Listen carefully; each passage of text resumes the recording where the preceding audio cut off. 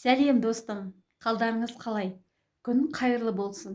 Менің есімім Айбергенова Гүлзаш Бақытжанқызы, 19 жылдық стажым бар, психолог-педагогпын, бала психологымын.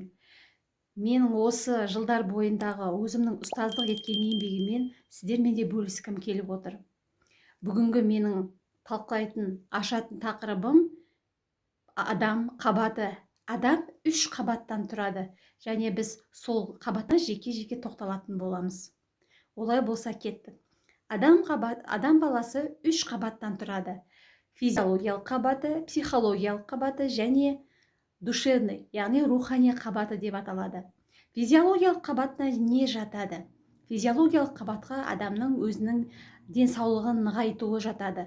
Бұл кезде жас кездегі балаларға, егер ересек адамда 3 шақ болады: балалық шақ, ересек шақ, қарттық шақ.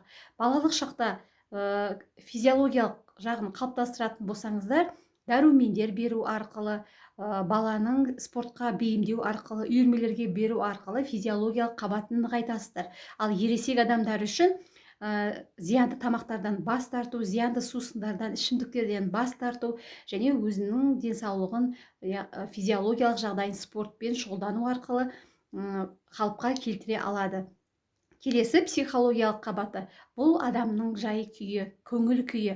Бұған 5 сезім мүше кіреді: көз, мұрын, құлақ, тіл, қол, иіс сезу. Бұл арқылы адам өзінің көңіл күйін, өзінің жақсы ойлауын, жақсы сөйлеуін қадағалау қажет.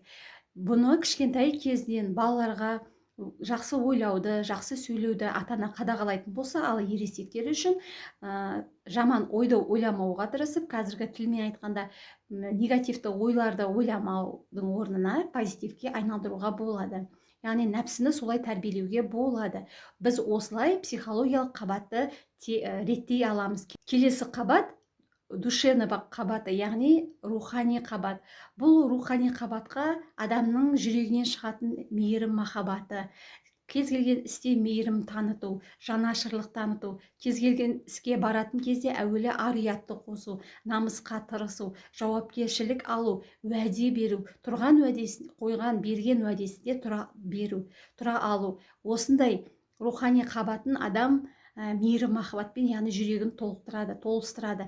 Мінекей осы, егер де адам қабаты осы 3 қабаты өз сапасында, деңгейінде өте жоғары, өте жақсы болатын болса, адамда ешқандай да келеңсіз сұрақтар туылмайды.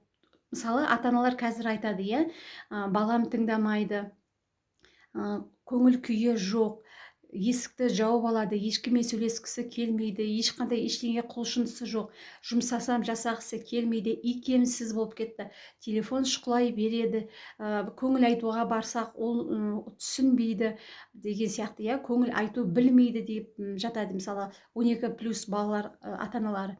Бұл нені білдіреді? Бұл яғни осы адамның 3 қабатының не екеуі әлсіз, не үшеуі де әлсіздігінен.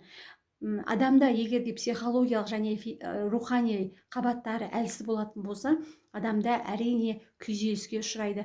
Бұл әсіресе ересек адамдарда да кездеседі. Егер де ересек адамдарда ешқандай іс-әрекетке құлшынысы жоқ, үйде жата бергісі келетін болса, қайрат жігері, өзінің рухын көтере алмайтындай, өзінің ішкі мотивациясы болмайтын болса, яғни бұл ішкі рухани қабатының әлсіздігінің белгілері. Сондықтан да намысқа тырысып, бала болсын, ересек адамдар болсын, ешқандай жынысына қарамастан осы 3 қабатты реттеп алғандарыңыз абзал. Егер де әзірден осы 3 қабатты реттейтін болсаңыздар, болашақта қарттық шақтың кезінде сіздер рахатын көретін болсаңыздар.